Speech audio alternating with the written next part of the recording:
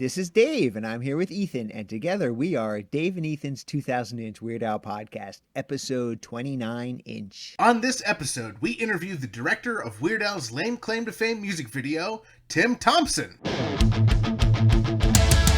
It's Dave and Ethan's 2000-inch Weird Al podcast. It's a podcast about Weird Al. It's Dave and Ethan's 2000-inch Weird Al podcast. Seriously, the whole podcast is about Weird Al. Dave and Ethan's 2000-inch Weird Al podcast. You don't have to listen, but we're glad you are. Dave and Ethan's 2000-inch Weird Al podcast. We're the Gregory Brothers, and this is Dave and Ethan's 2000-inch Weird Al podcast. I never get tired of hearing that amazing theme song by Jim Kimo West. I love that theme so much. Actually, it came up on my shuffle today when I was listening to music at work, and I was so thrilled. I was like, hey, that's my theme song. And it's by Jim Kimo West. How cool is that? That's amazing. You know, Dave, I am actually going to see a solo show of Jim's on the 7th of December in Los Angeles, and specifically Altadena, California. It's at the Coffee Gallery, and it's a holiday slack key show, complete with special guests and hula. So I cannot wait. Oh, hula. That's so cool. Holiday hula. Are they going to have like Christmas lights on them? Maybe. I've never seen Jim perform with hula, so I'm very excited to see that. That's actually really cool when he adds the hula to his shows. And I'm really jealous you get to go. I love Jim's Christmas albums. He's got two of them, of course. Kimo's Hawaiian Slack Key Christmas, and this one's going to be fun to say, Kiko Hua'alua Christmas Time. You can say that 5 times fast. I don't want to. Okay. You can, though. I'm just saying. Jim's Christmas albums are like the only Christmas music I listen to besides the 2 Weird Al songs. Yeah, I just go from, Holiday Slack Key to Night Santa Went Crazy to more Holiday Slack Key to Christmas at Ground Zero. It makes my family really upset, but I enjoy it. So this was a really busy week for Al news. Definitely. So I guess the first thing we got to talk about is the official Strings Attached tour merchandise finally launching on WeirdAl.com. Yeah, it's amazing. They have almost everything that they had out on the tour. I mean, they have shirts, they have socks, they have stickers, they have the enamel pins, they have the USB drive, they have the Word Crimes notebook, they have hats, they have mug, and they have a couple of unique things. They have that black lunchbox up on the website. Yeah, I'm curious to see if it's actually black or if it's going to be the new silver one that we saw it switch over to. The other thing I noticed is that messenger bag that we were tracking the color of in our Strings Attached to Her bonus episodes. It originally was a light brown tan messenger bag, and then it switched over to a dark brown. And just as it did on the tour, when the website launched, it was light brown tan, and then on Monday it switched over to dark brown. So curious to see if they actually were sending those out. I didn't order one, since I already have one of each. Oh, but please tell me you ordered at least one thing. Oh, I ordered 4 separate orders. Well, Dave, they have these free gifts with purchase, so you can either get a keychain from the Mandatory Fun Tour, you can get a patch from the Mandatory Fun Tour, or you can get a sticker pack from this tour, and I don't have any of those patches, so I had to put at least a couple orders in. Yeah, those patches, I've never seen those patches before, so I'm definitely going to have to put an order in. Yeah, they're really cool, so I can't wait to get one. I remember them being given out as prizes at the early VIP party, but I never won one of those, so that's why I put in 4 orders. You're hoping to get at least one patch in your 4 orders.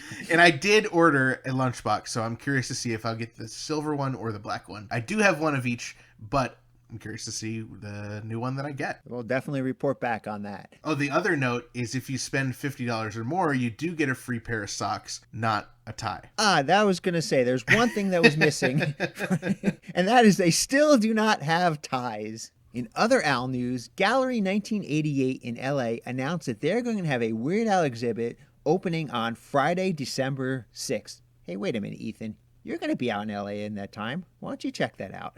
Hey, that's a great idea, Dave. What are the odds that I just happen to be flying out to LA that specific weekend?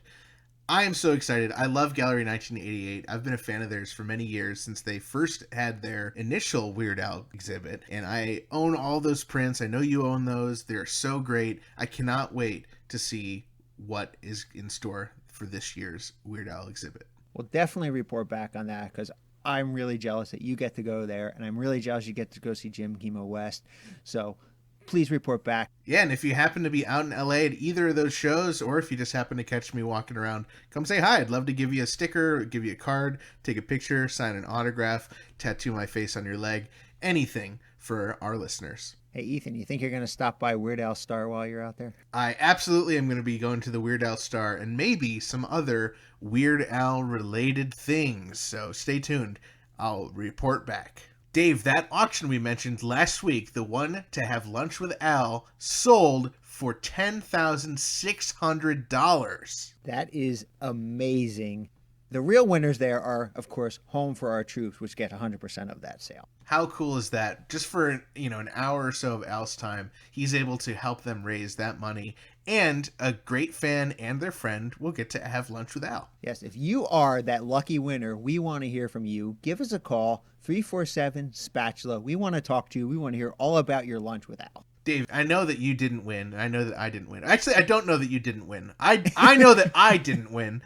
But if I did win, I was trying to think of where I would want to have lunch with Al. Well, I'll tell you something. I did not win also. Okay. I didn't even bid on it because I knew it was going to go for over 2,000 inches. I mean, over $2,000. Right.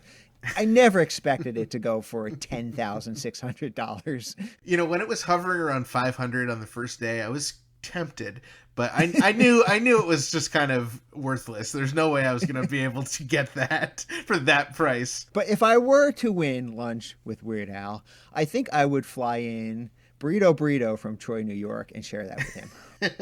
This week's episode brought to you in part by vegan Mexican restaurant Burrito in Troy, New York, home of the 2-pound double wrapped in a quesadilla burrito. Come on down to Burrito and Burrito your burrito. Find them at burritosquared.com and at burritosquared on Instagram. And remember, not every burrito is a burrito, but every burrito can be burritoed. That sounds amazing. I know you like this place. I know you've been there before.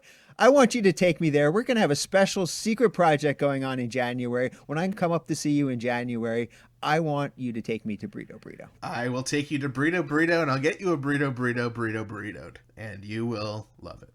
I will love it. It sounds amazing already. I can't wait. All right, so Ethan, you didn't win this amazing lunch with Weird Al. I didn't win this amazing lunch with Weird Al. But I did see something. I got an email from Demented Punk, and I saw that an Ethan Yu from New York actually won something from Demented Punk. Is that you? The jig is up, Dave. Yes, it was me. I won. What did you win? It was so cool. So when they re-released the Vu Baha Barnes & Barnes album, of course, I bought all the variations. And by doing that, I was entered to win an autographed Fish Head single. So, lo and behold, I won. And I was so excited. I already got it in the mail. It's so cool. It's signed by Barnes & Barnes. It's signed by Asaka Popstar. And it's signed by Dr. Demento. It's super cool. I was so thrilled to get that. That is so cool. Congratulations, Ethan. And Dave, there's a new contest on DementedPunk.com. If you order the brand new holiday album by Barnes & Barnes, Holidays in Lumania, if you order it before December 15th, you'll be entered to win, just like I did, a brand new rare black vinyl test pressing of that album. So maybe I will win that again, but I doubt I will. I bet if they pulled my name at the end, they'd be like, oh, this Ethan guy, we already let him win. Well, maybe I should go buy it because I do have a very small Christmas collection with just 2 Jim Kimo West CDs in it. And 2 Weird Al songs. So I could add Holidays in Lumania to my Christmas playlist. I could do that. Yeah, and the first 100 orders for the vinyl and CD receive a bonus limited edition holidays greeting card signed by Barnes & Barnes. You don't even have to win. You just have to be one of the first 100 people. All right, I'm going to go order right now. You cover the rest of this podcast, please. I'm going to order 100 of them, Dave. I'm sorry. All right, there's one more big news that dropped this week in the world of Weird Al. Our friends over at Festival, we know that they've already announced that Jonah Ray and a bunch of other great guests are going to be there. But this week, they announced that John Bermuda Schwartz is going to be their keynote speaker. How cool is that? That is amazing. I'm really jealous because Bermuda, I've seen him give keynote speeches at the Alcons and at Dementia 99 and a couple other places. he comes with these amazing stories. Well, you heard him when he came on episode 27 Inch and what he brought to that. Yeah. So I can only imagine what he's going to bring to Festival. That's so cool. And Festival, check out festival.com for more information. We had another great interview this week. I'm so excited for people to hear this one. This one is really exciting because we talked to the director of Lame Claim to Fame, Tim Thompson. He's the director of numerous music videos, including MC Lars, Real Big Fish, and of course, Weird Al Yankovic's Lame Claim to Fame. Please welcome Tim Thompson. Wow, thanks. That's yeah, it makes me sound a lot more official than I actually feel. You're so official. Your video for Lame Claim to Fame is one of the all-time greatest Weird Al videos. There's so many things in that video. You literally will see something new every time you watch it, and I love that about it. Oh, thank you. Yeah, I mean, it was a lot of work, that's for sure. But yeah, no, it was fun to. It was like it was an honor, to be able to be asked. It was an honor to be asked by Al to do that, and yeah, I've loved Al since I was a kid. I've just loved listening to his music, and he's sort of like what kind of got me through, like, middle school and high school being just like a kind of a nerdy kid, didn't really like have a lot of friends, and like especially in elementary school, I just had nobody there was really a close friend of mine, and until I met Andrew, MC Lars, and then we just kind of bonded over Weird Al. That's so cool. So that was the bond between you guys? Yeah, that's where we met. We met in fourth grade because he was like checking out the school where I was going. So we met one day, and I just remembered him, and then I remembered him when he came back in fifth grade. And one of the first things we started talking about was Al.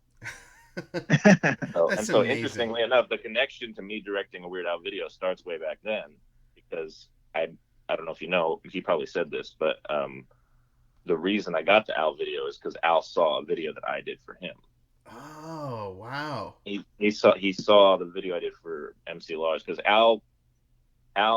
Andrew somehow got Al on one of his songs, which was True Player for Real, where Al just plays accordion, so you wouldn't know unless he says it. But right. And then I did a music video for a song called This Gigantic Robot Kills for MC Lars, which is also stop motion, paper sort of stuff. And Al saw it and emailed me out of the blue. So it was really kind of bizarre.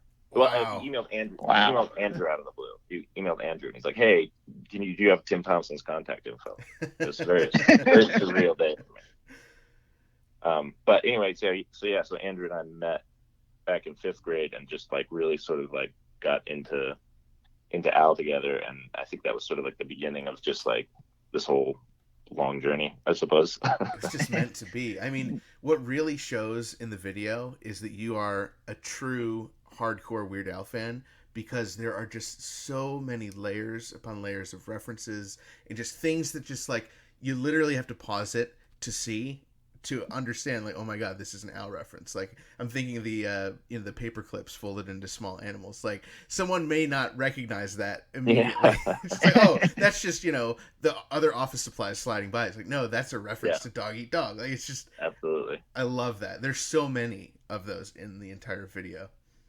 Yeah. I just because I was trying to think of like, because it's a scrapbook and there's like the whole, that's how Al pitched it to me. He's like, he wanted to make like a scrapbook of a person who like collects like celebrity things, And so I just thought anything that's like kind of minutia, anything that's kind of like would be considered boring from a Weird Al video, from a Weird Al song, like any kind of like really like average stuff that you would find lying around. The Dog Eat Dog, of course, came to mind, because it's just like about a guy working at an office and doing ridiculous things. Right. I just thought the paper, and I saw them at the store. I didn't make those into paper. There's little paper animal clips at the store, and my brain was just like, oh, these. Because Polka Party was my first. So Dog Eat Dog is on Polka Party, right? It's and that's like that was the first album I owned. Wow. Of Al. Because like, I mean, that's just it's funny because I remember then Jimmy Fallon and the dude who wrote Hamilton, what's his name, Lin-Manuel Miranda, yeah. Jimmy Fallon and him like just like really kind of like got into how they loved Polka Party, and I think they were friends when they were kids, and they were really Polka Party was their favorite album or whatever, and they listened to it over and over again. And I was like the same. It was the first one I sort of dove into. It was because that was back when they sold like tapes at the checkout stand. You know, when you would be going, it was that, and that was where I first saw any Weird Al merch stuff, where it was like waiting in the checkout line with my mom at like Safeway or Lucky's or something, and it just, they would have like Weird Al tapes and CDs. I just thought that was so interesting. Like I don't know I mean, I guess they sort of do that now, but like it seems kind of weird. He was so prevalent that even in like a small town called Prunedale, he still had like, you know, tapes and CDs in the supermarket, which is, that was cool. That's amazing. I want to know, when Andrew said, I have a email from Weird Al, how did you react to that? Were you freaking out? Because I'd be freaking out. Yeah, I mean, it almost didn't feel real. Andrew just like comes in the room. He's like, because Andrew and I were roommates at the time, so he just runs in the room. He runs in the room and he's just like, he's like, Tim, listen to this, and then he just reads me the email. And at first I wasn't, when he started saying it, I was like, I didn't quite process it. It's one of those things where it's like, it seems so out of the realm of reality. I didn't quite process the information. And so, yeah, but then it sunk in, and then it was just like, wow. And then I of course freaked out, because I was like, well, now I have to email him back, and I've got to email him back soon, and I can't sound like an idiot. So I had to work. So Andrew helped me write the email too, because I was super nervous. So you said Al sort of pitched the concept of the video. How much influence on the video did Al have, or was it really just up to you to come up with the references and the photos and that sort of thing? Well, I mean, we definitely talked back and forth. Like, we definitely, like, he would ask me about, like, he would ask me like what my ideas were, and I would like send him like a pitch with like different stuff, and he said he would point out stuff he really, really liked and stuff that he's like, oh, maybe we focus on this instead. You know, he was very polite, but very like, he definitely knew what he wanted out of it. But I mean, he really kind of just let me go with it. And he wanted to have all the videos around 6 months before the album came out. So it was actually a year before. Wow. So he wanted to have the videos 6 months before, just so they were all lined up. Because he told me he was planning on doing like I think it's 8 videos, the 8 video release or whatever. And they were gonna, and he's like, this is gonna be the second one to trust. I mean, not the second one, but it's the second song on the album. Mm. And so I knew it was the second song, which is always terrifying, because I always love the Weird Al second songs. They're almost always an original, and they're always really memorable. And they come after like the big parody, so it's like that's a lot of pressure. Because I mean, like some of the best second songs. I mean, like Everything You Know Is Wrong. Isn't that a second song? Yeah. Am I wrong? Yeah. And like I was nervous for sure about that. And so it actually took me a year, because I actually it was just, I was working on it, but I was also working full time and everything like that. So it was like it was sort of a balancing act to sort of try to get it done, but it took a lot longer. I wasn't able to get the video out in 6 months. Unfortunately, it took me the full year. Wow. To get it out, just because of I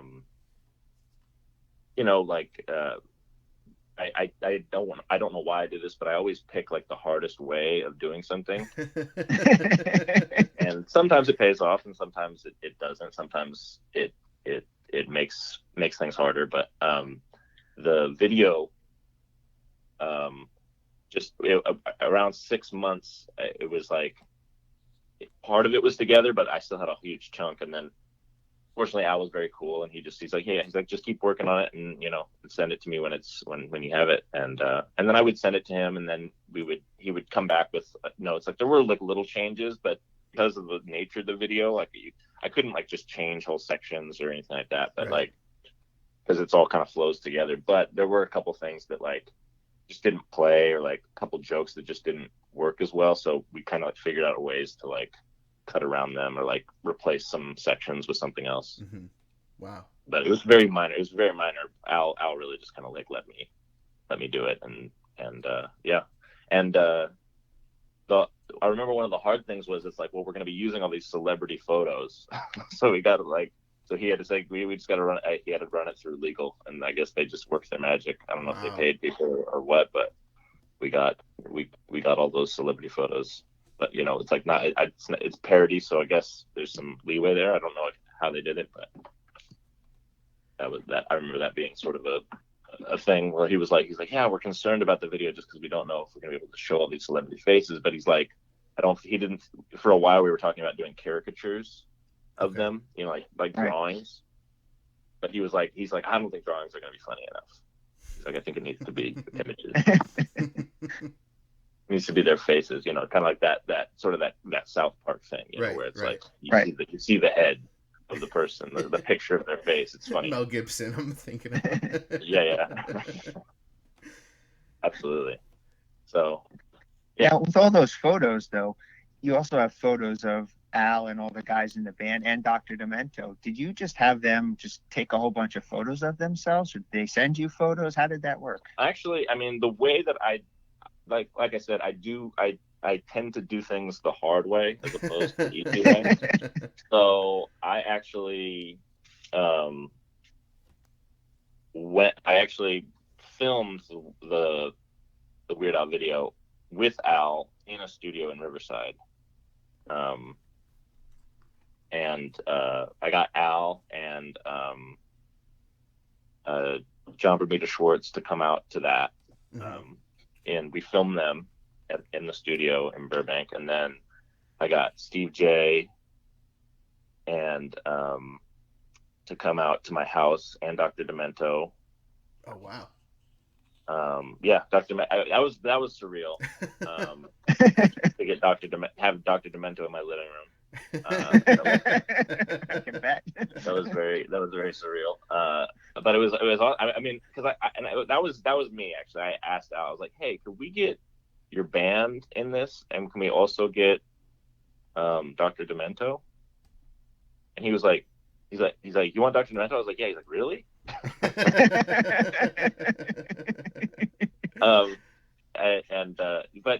But they're really good friends, and he just called him up, and Barry showed up and was just like, came over, and we filmed him, and just filmed him lip syncing against a green screen. And then what I do is I film the person, and then I turn them into an image sequence, and then I print out that image sequence like in full 24 frames a second, because you know, when you're syncing it to the voice, I'm sure a genius stop motion person could figure out a way to do it where you could do it at a lower frame rate and just match it. But I, of course, didn't do that. I did it full 24 frames. So it's wow. So it was a little bit rough. But that was actually the first section I animated, was the one of Dr. Demento's sort of head coming in, that sort of like carnival thing with all the faces and names coming in. So yeah, that was like one of my that was one of my favorite things. And what was great is after we were done filming with Dr. Demento, he just sat there on our couch and just told us stories for like an hour. Oh my God! How cool! Which was awesome. And Dr. Demento, I mean, he was obviously no stranger to me. Like when I was first being introduced to Weird Al, I had those like CDs of like his collections, you know, of all those classic Dr. Demento songs that he's been on his show, and all the really famous ones, you know, and so I wore those CDs out. They were like so scratched by the time I was older. In fact, I don't even know where they are now, because we listened to them so much. I think we had to throw them out because they were just broken. You know, that was like every road trip with my family is like playing Weird Al and playing a bunch of Dr. Demento, which had, of course, Weird Al songs on them. So it was like Al all the time, you know, because like when I was younger, like I was really into, like, my dad played like Ray Stevens for me, and like just lots of like goofy, like silly Raffi, but like I was more into like the funnier ones like Ray Stevens. And then once Weird Al came into the picture that was like all over. I was like, Right. that's my favorite.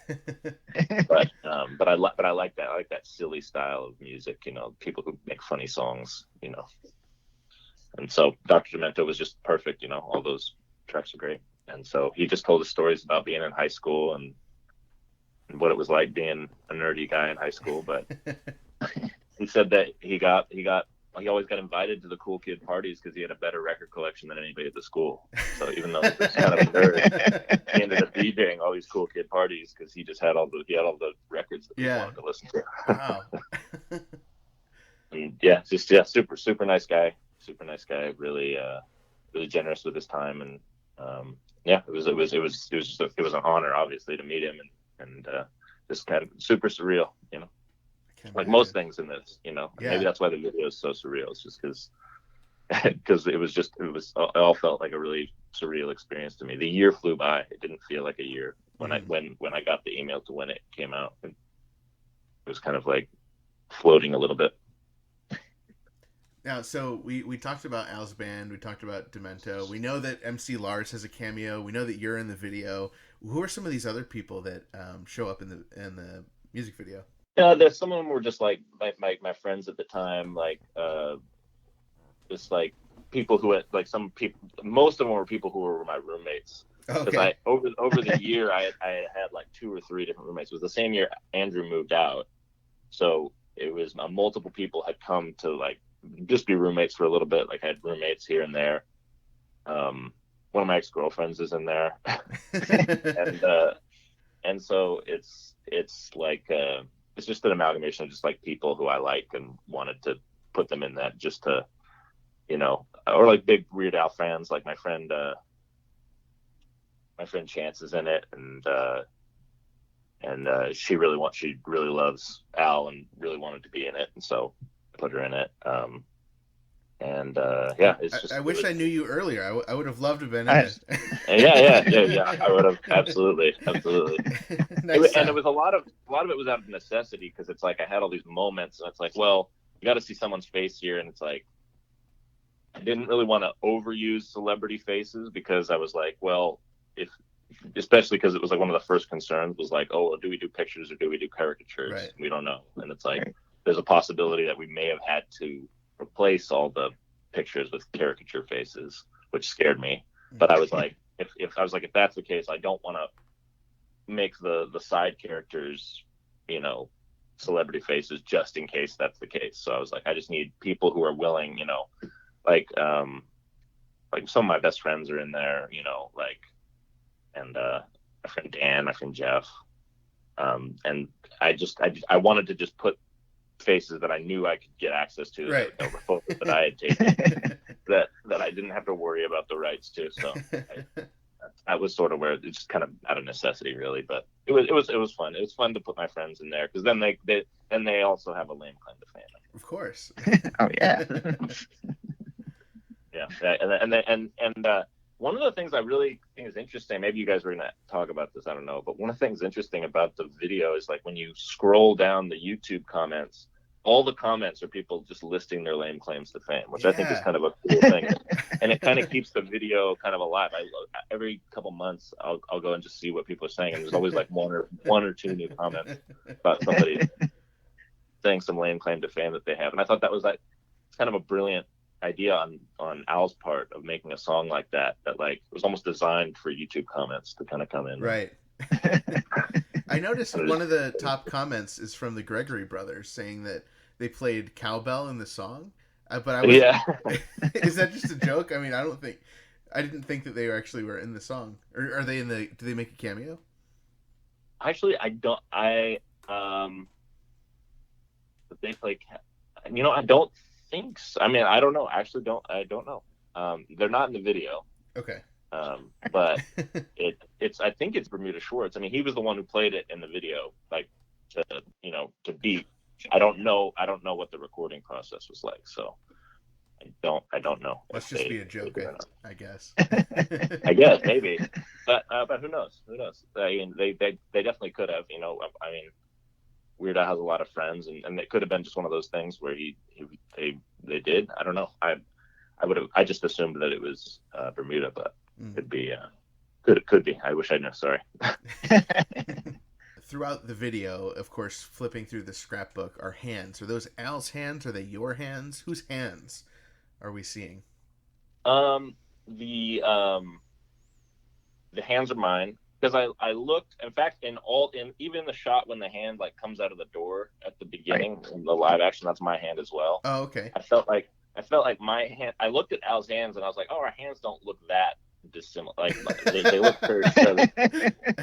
So I was like, well, it was just a way to save time for me, like having to bring Al in for every time I wanted a page turn, because he's busy, and he doesn't have time. So we basically had to figure out. We shot everything with him in one day. Okay. And then all of the full shots of him at the beginning, and then all of the paper face stuff, I filmed all that in one day with him. And then I knew I would need a lot of hands turning the pages and smashing things and whatnot. So so I was gonna have a friend do it, but then I just looked at Al's hands on the set and I was like, hey, I think mine could fake for those. So I just kept the shirt that we used, right, and used that. And where is that shirt now? That shirt, a museum somewhere? Probably, yeah. No, I think I gave it to a friend of mine. I want to say somebody wanted it, so I was like, okay. Cool. I try not to get too precious with every single thing, because if I kept every little trinket or thing from this video, I'd have like way too much stuff. Well, that's my next question. I have a few things. I've kept like sort of my favorite stuff from the video in a scrapbook. Oh, cool. And then, but a lot. I mean, there were like thousands and thousands of outfits. I mean, literally thousands of outfits. And I was like, I can't keep all these. If you find a garbage bag full of them, I think Dave and I would be happy to split them up. Yeah. just outfit. I mean, I definitely have all of like the raw footage and all the the stills that we made of everything. It's like, wow. So it's like, to me, like throwing the paper, it was like, it's just paper, but like right. I still have all the footage, of course, right. I wouldn't throw that out, but. You kept this little scrapbook full of stuff. Were there any really personal stuff in this video that you kept or that you put in there just because, you wanted to get that in a Weird Al video? I don't know. I think I just let the idea kind of take me where it took me, and I didn't really kind of think about like putting my own personal touch on it, because I felt like just me, the act of me just doing it all the time would just have that personal. I really just kind of wanted to make sure that I put in it was really, honestly, it's like the references and the little aside stuff. It's like I wanted to include in the video all the stuff that I loved from Weird Al videos that I had seen, and songs that I loved, and I don't know. I just wanted to put in everything that when I think about Weird Al, it's like I almost wanted to like put in what was in my brain, just like everything that I could think about. Like when I'm thinking about Weird Al, I think about this and this and this and this and this, and it's like, I think he's amazing to me, because it's like, when people think about novelty records, it's like, well, they're called novelty records, so it's like they often don't get considered as like, if you look at how amazing Al's career is and how influential he is and how popular he is and how good he is, it's like he transcends just like those people who would just make a silly song occasionally or a silly record. It's like mm-hmm. he's I think one of the greatest musicians who's ever lived, because he's like it's so popular now to just take and remix and reimagine songs, or like take old songs and kind of update them. Everybody's like remixing and stuff like that. And YouTube is like there's an entire culture on YouTube that's just all like parodying songs. And it's like, I don't think it would exist. I feel like somebody else would have had to invent that, because it's like Al's sort of responsible for all that. So in the video, I just wanted to include my love for his music, and he sort of was my whole, like, like I said, like when I was growing up, I don't think I would have had as good of a time in elementary school and middle school if I didn't have Al tapes to listen to. I think it would have been a lot worse. I actually remember, super embarrassing. I don't know if this is interesting and if we'll make the podcast or not. But like when I was in middle school, like I got bullied my first year there, just like pretty hardcore. And so I was very scared of new people, so anybody new, I was scared. And thinking back on this is like the craziest, most embarrassing thing. But like when I was a kid, like I wanted to like make friends, so I would like sing Weird Al songs to them. I love and that. I ended up singing to this guy, and he was Latino, and I sang Taco Grande to him, thinking, but he was very nice and thought it was funny. I think it's just funny to see this white kid try to pronounce Spanish words. so he kept bringing over his friends to like listen to me singing Taco Grande, and he made me do it like 5 times. And he would just bring over all his friends. I was just happy to have like people that would laugh at what I was doing. Like even if they were making fun of me, like it still didn't feel that way. Right. It felt very nice. So it's just, I don't know. It's like I kind of cringe thinking about that kind of stuff now. But I was 6th grade. I'm like, you do silly stuff when you're young. But I don't know. Because I'd probably listen to Taco Grande like a million times. I've listened to that song so much, and like so much of Al's stuff. Yeah, I did notice the Taco Grande reference in the video. Oh yeah, you gotta have a Grande Taco in there somewhere. Grande Taco.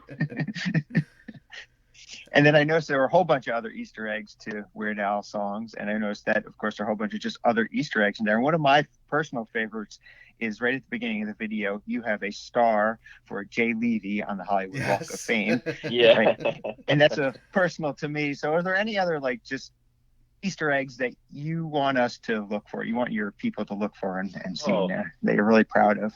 I mean, I don't know if I'm proud of.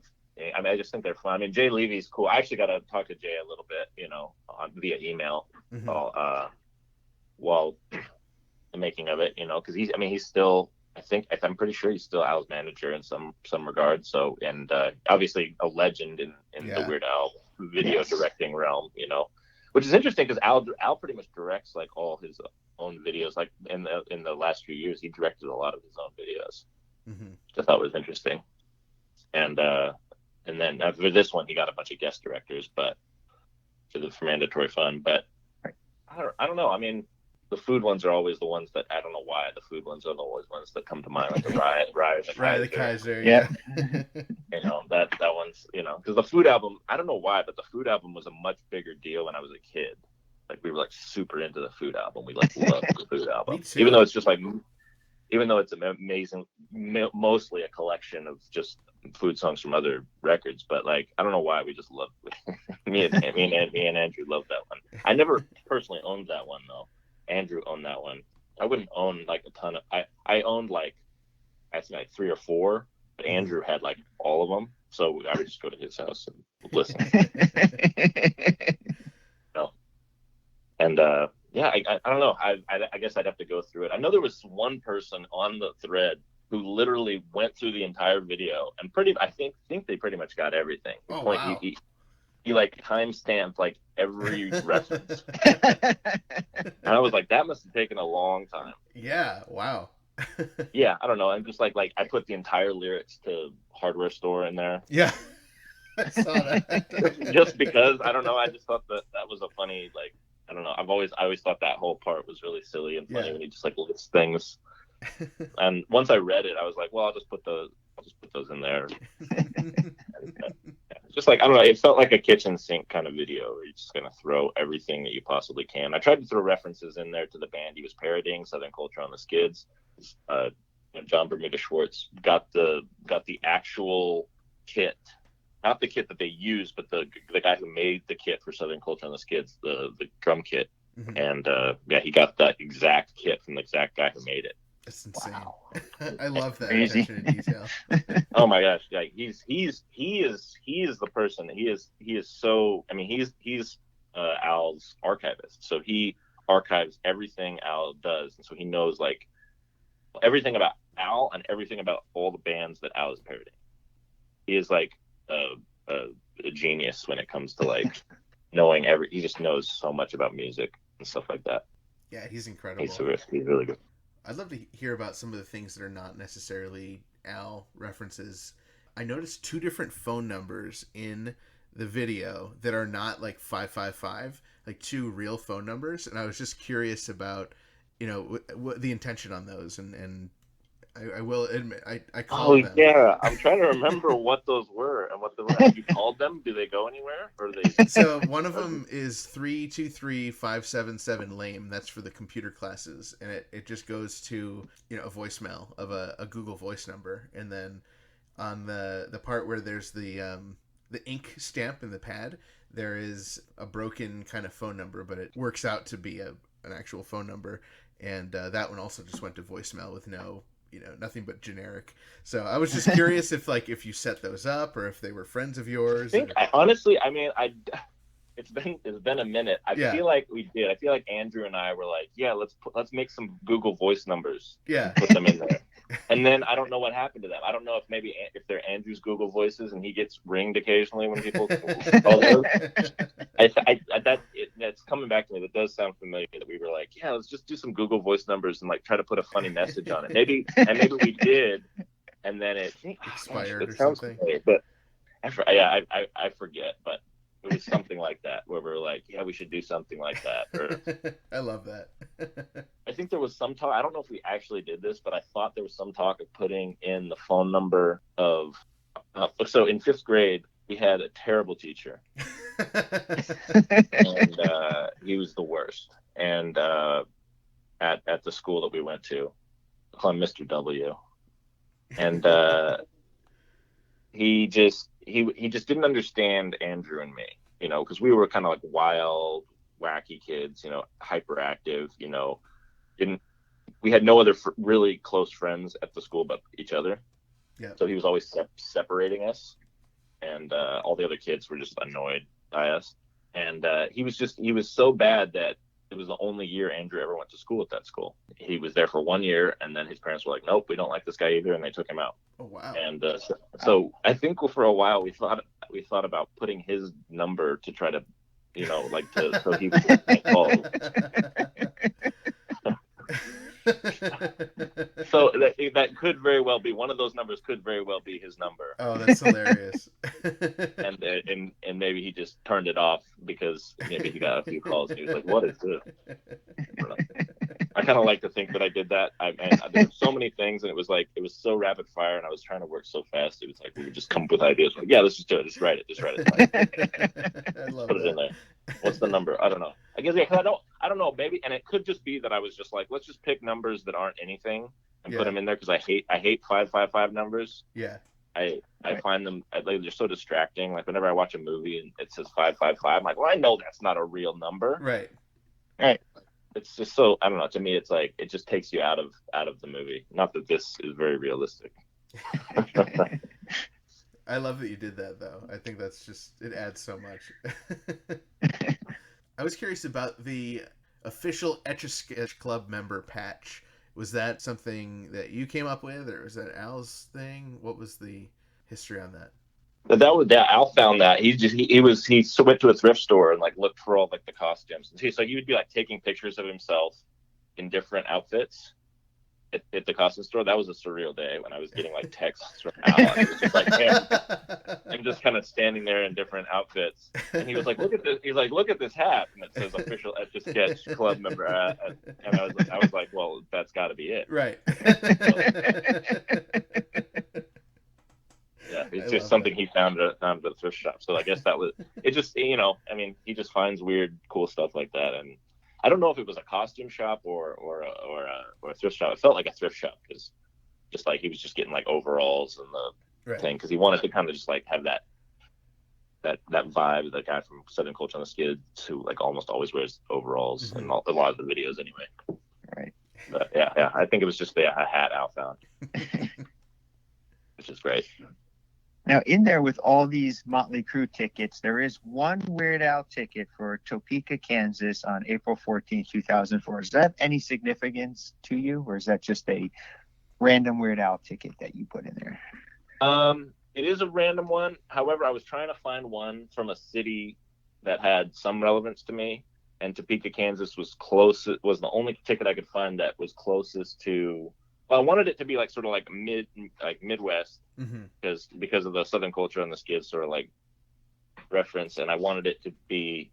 And I have family in Kansas, so I kind of put it wasn't not really a very big story of that. Just it was close enough to Lenexa that I was like, oh. Okay. Have you got to see Weird Al in concert at all? I have, yeah. I love him. He's great. I went and saw him in my hometown, which is near Monterey, California, and so that was surreal. Basically, we saw him at the Golden State Theater during his self-indulgent tour. Nice. And I was his guest. He let me come as his guest, which is great. That's and so I was cool. apparently the only one in that city on his personal guest list. Like there's other guest lists for like the different band members. Right. I don't know. It was very special. It was very kind of him to do that. My dad actually bought the VIP, thing so you can meet him and take a photo with him. Right. And which was weird because my dad thought that would put him in the same area as me. But it's like that just lets you sit and wait, and then you get Al signs some stuff and takes a photo with you. But like mine got me backstage, and so basically I had to just leave my dad sitting in the audience for like I don't know, an hour or whatever it was. Wow. But Al was so generous with his time and talked to me, and when my dad took a photo with him, my dad's like, "Hey, can my wife and kid get in the photo too?" And even though we didn't pay for the VIP, he of course let us come over and take a photo as well as a family. Such a nice guy and really generous, and sends me a Christmas card every year, which is very sweet. Oh, that's so cool. I mean, it's digital, but because I'm sure he has a bazillion people he sends Christmas cards to. So it's great. It's great to get that in my inbox every year. So Dave and I just have to make a music video for him when we get on the Christmas card list. Absolutely. It was a wonderful experience. I learned a lot about making videos and about working with talented people and trying to I don't know. It just felt like a whirlwind. It's hard to believe it was so long ago. Right. On the Self-Indulgent Vanity Tour, that was the tour where he did a different set list every night, and it was mostly originals. Did he happen to play Lame Claim to Fame that evening? I believe he did. Oh, I believe that's he did. But I'm not positive. It could have been the time I saw him in Vegas as well, just on the Mandatory Fun tour. And oh, cool. He definitely played it then because he would always play it second after Tacky. And then, but yeah, no, I don't recall because I felt like I don't remember if he played it that night. But it would have been cool if he did. I'm pretty sure. I want to say I remember my mom and my dad looking over at me when that song played. But, I don't know. It was a great set list though. He played a lot of good stuff. I'd have to like look at it. It was I guess you could just look at the tour whenever he played Monterey, but it was a cool. He played some interesting stuff. He played Nature Trail to Hell, which was awesome. Oh, such a great song live. Oh man, like I was like that was the one my parents didn't like that one. Oh. But I like that one. That's what I love about Al. He's always like Andrew probably said this, but like he always pushes the boundaries just a little bit. Like he's not perfectly G-rated. There will always be like a little bit of like subversion in everything he does it would just make my parents kind of like look up when I would be listening to some of it and be like, what is that? But he was so funny and like charming that it's like they would still allow me to listen to it because my parents were very like, like they wouldn't let me listen to like anything with bad lyrics or anything. So like Al was sort of like the closest I would get. It was like PG-13 lyrics. Right. Sometimes I was allowed to that, but then occasionally they would be like, "What did he say?" I love that. All right. Well, through the magic of the internet, I looked up the set list for that concert, and there is no Lame Claim to Fame, but there is one song that he did at the end called "The Elements" by Tom Lehrer. Yes. That is like one of my favorite songs to hear Al do a cover of. Yeah. What was that like in person? Oh, it was awesome. I mean, it was just so, it was cool because like, I remember being excited to hear that because popped up on Breaking Bad at one point. I think. Yes. Yeah. And I remember hearing that and going, "Oh, that's that song!" And I was super excited. And then Al played it at the show, and I was, "Oh, that's so cool!" Like, it was just great. And he nailed it, of course. Yeah, just it's and just so fast. I mean, it gets so fast at moments, you know, like Right. He just like, I'm just in awe by like how talented he is, and yeah, it was terrific. It was a really, really great show. It was really great for me because it was like, because I, you know, you've heard the parodies a million times, but it was just great to hear the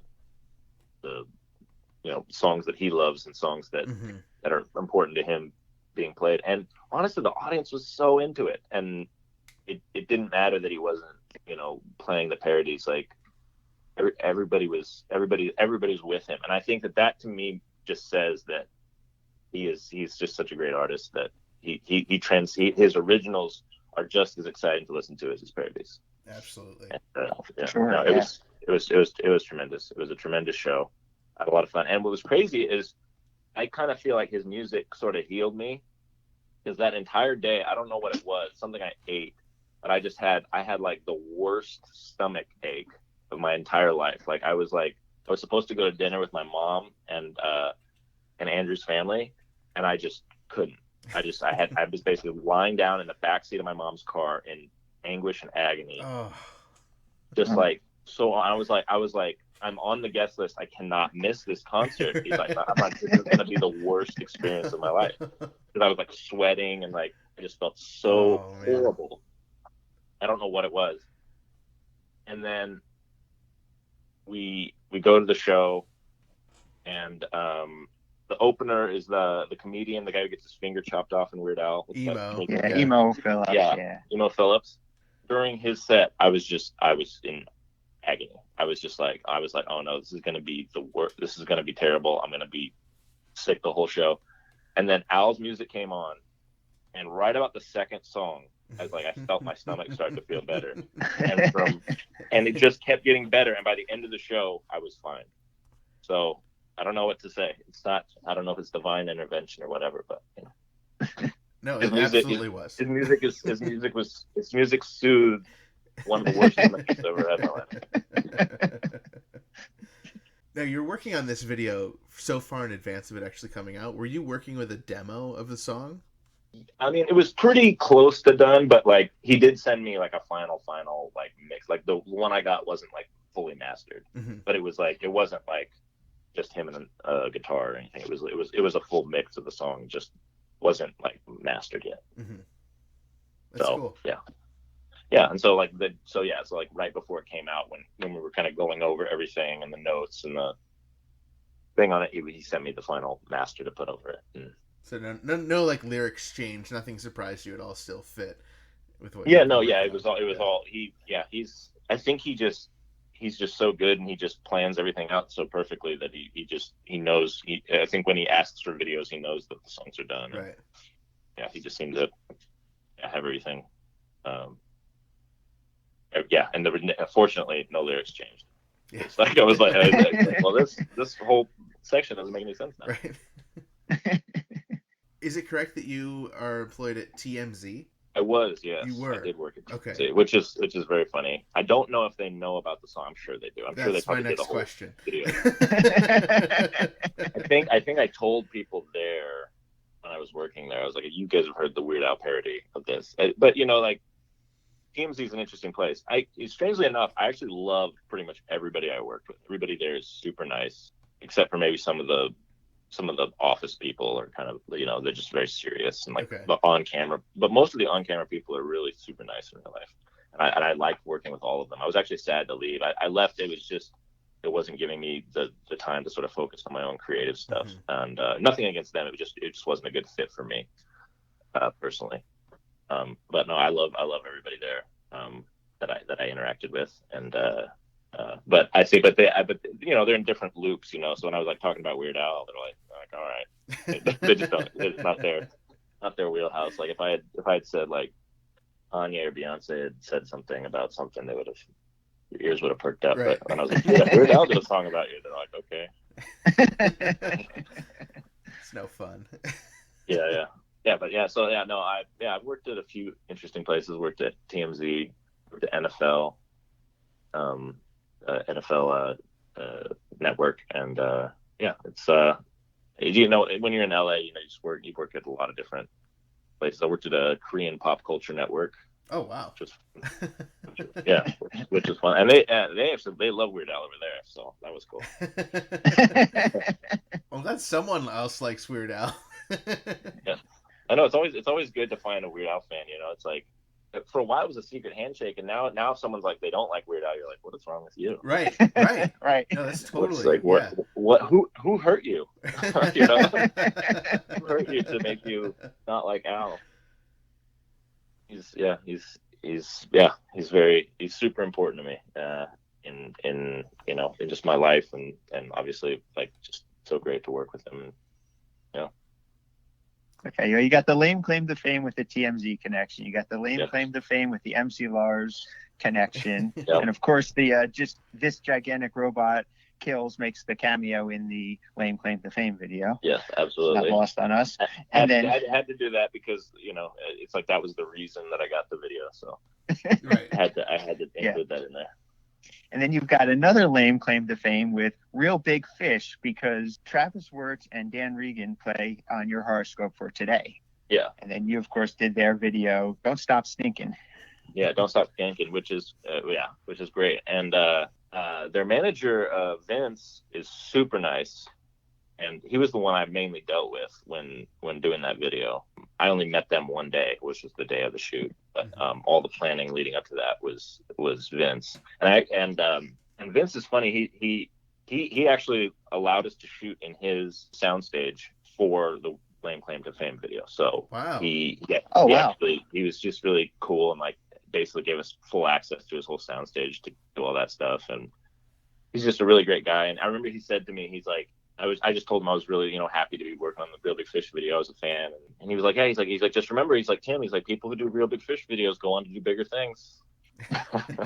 And he was so right. Yeah. I mean, no offense to Real Big Fish, they're amazing, but like, I mean, Al, it's like, you know, that for me, it's a bigger thing. He's on his own Al, level. So it's just so up there, you know.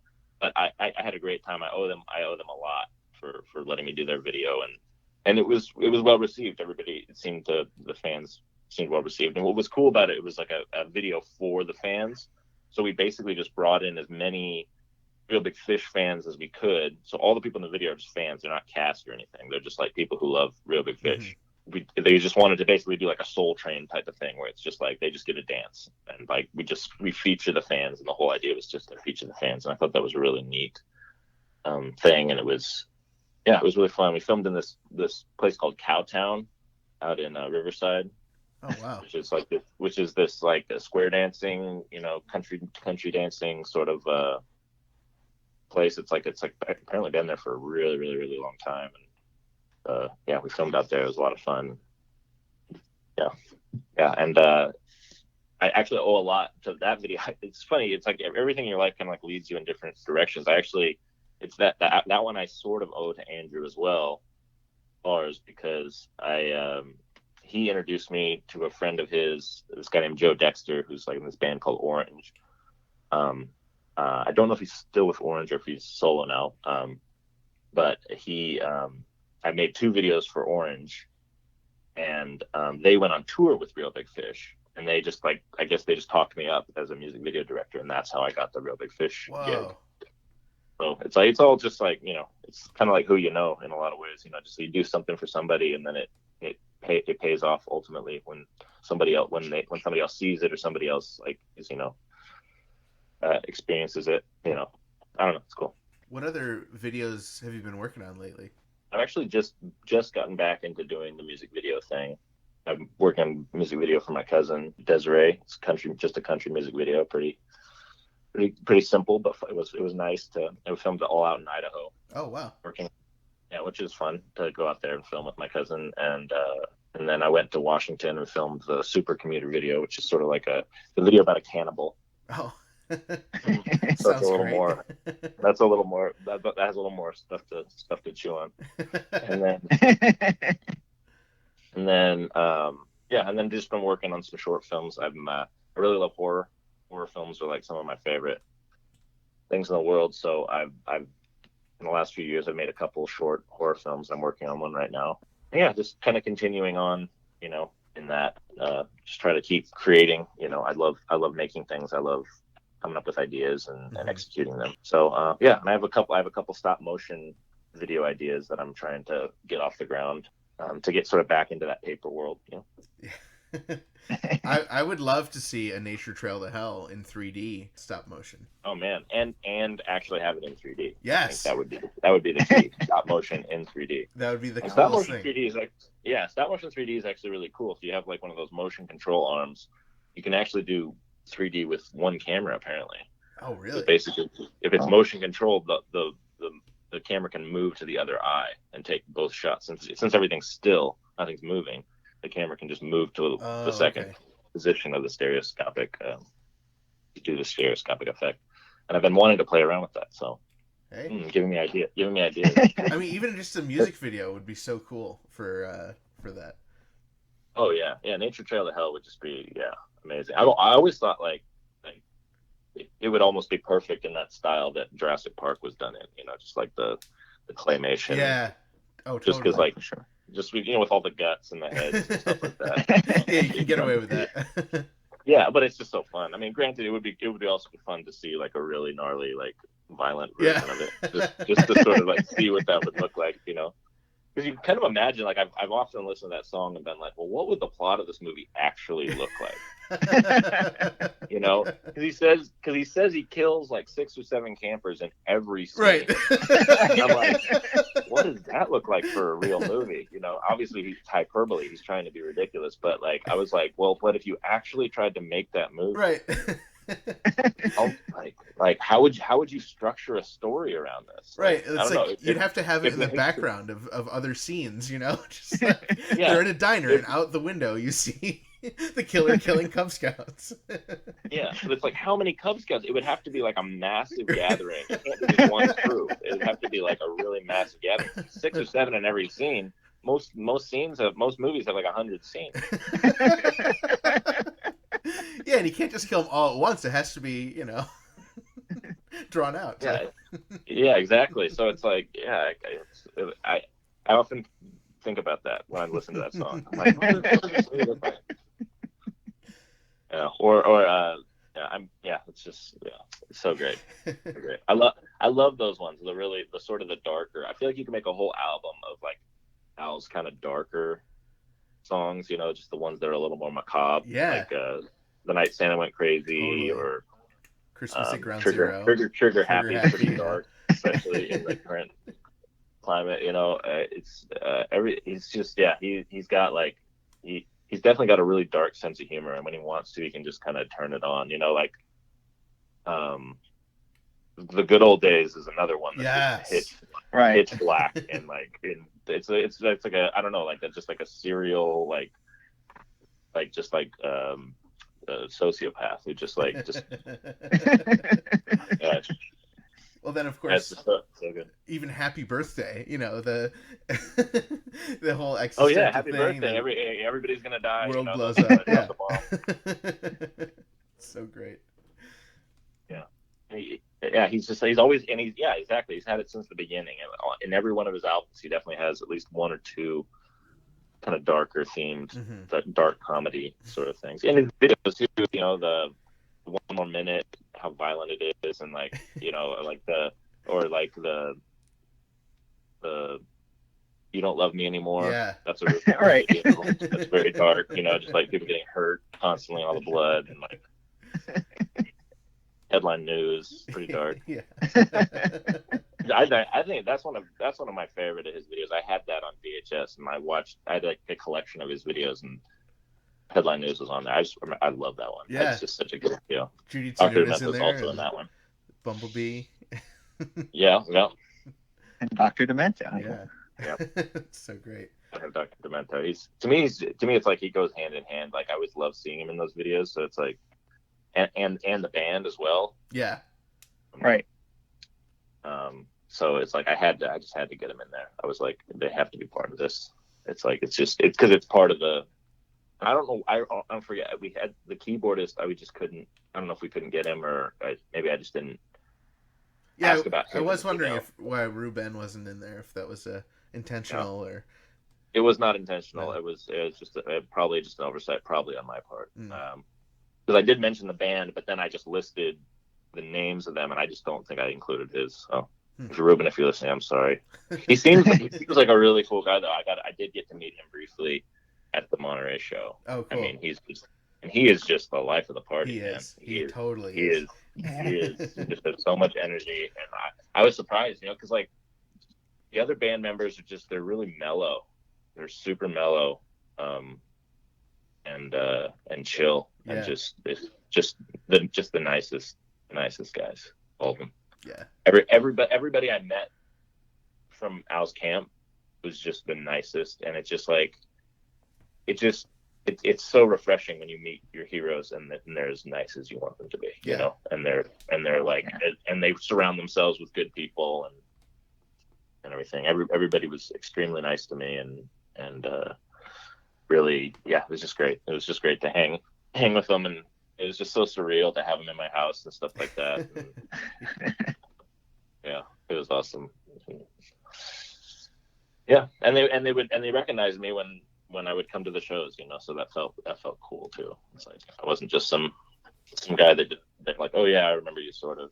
They were always very polite, and nice. And, yeah, great stuff. And Al is just, he's a legend. I don't know what to say, and I'm actually kind of really glad that he's finally.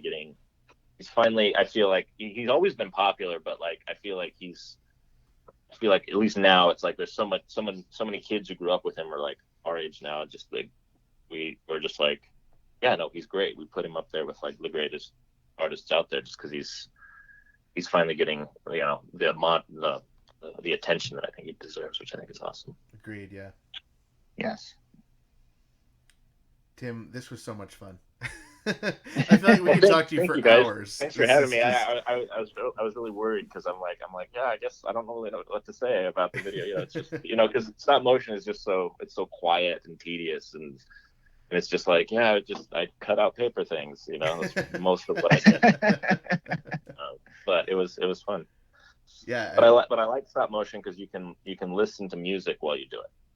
It's the one art of filmmaking where you can like listen to music and you can still work on it. Like it's hard to listen to music and have dialogue scenes or edit even, but like stop motion is great because you can listen to records while you do it. And Andrew fortunately had a huge record collection, and so I put on like all the Weird Al vinyls that we had, which definitely included Dare to Be Stupid in 3D and yeah, Even Worse. So it's a lot of fun. It's so fun.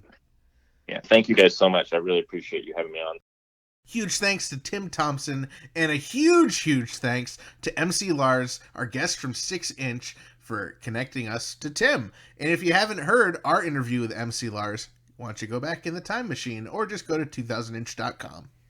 Yeah, you can hear all of our back episodes on 2000inch.com. Isn't MC Lars an amazing guy? And isn't Tim Thompson an amazing guy? I can totally believe that they are good friends because they both are just so much fun to talk to. They are really huge Weird Al fans as well. It was so much fun talking to both of them about Weird Al. It's like me and you talking. They must have those same conversations. There should be Tim and Lars's, Tim and MC's, Dave and Tim. I can't Tim even. And MC. There should be Tim and MC Lars 2000-inch Weird Al podcast. Yeah. Wait, that would be our competition. Forget that. So if you like us, and we hope you do, please consider supporting our podcast, Dave and Ethan's 2000-inch Weird Al podcast, at patreon.com/2000inch. Yeah, it's a great way for you to tell us thank you for all the free content that we provide to you every week. Yeah, it's totally free, what you're listening to right now. You could give us money, though. And if you do like this podcast, please consider going over to iTunes and leaving us a 5-star review. Also, please consider subscribing. We're not only on iTunes, we're also on Stitcher, we're on Google Play, we're on iHeartRadio, we're on Atari 2600 cartridge, we're also on Spotify. We're everywhere you can stream podcasts. And don't forget 5-star reviews. We love those. You can check us out on Twitter, Instagram, Facebook, and Patreon, all at 2000inch, and of course, 2000inch.com. And you can check out our Facebook group, join in on all the fun, and use hashtag 2000inch and hashtag GillandChill.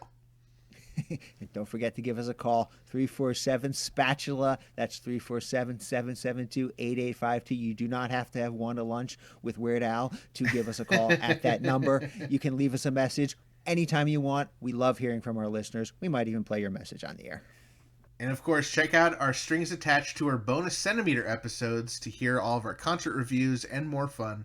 We just posted 21 Centimeter, and of course, our Patreon subscribers got to hear it a week early.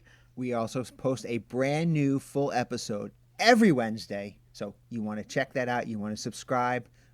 I can't wait for them to hear next week's episode, Ethan. And next week's episode is none other than 30-inch.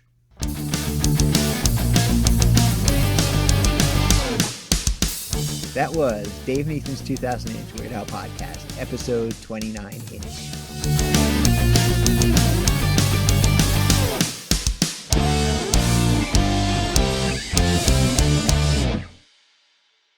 I think it's just funny to see this white kid try to pronounce Spanish words.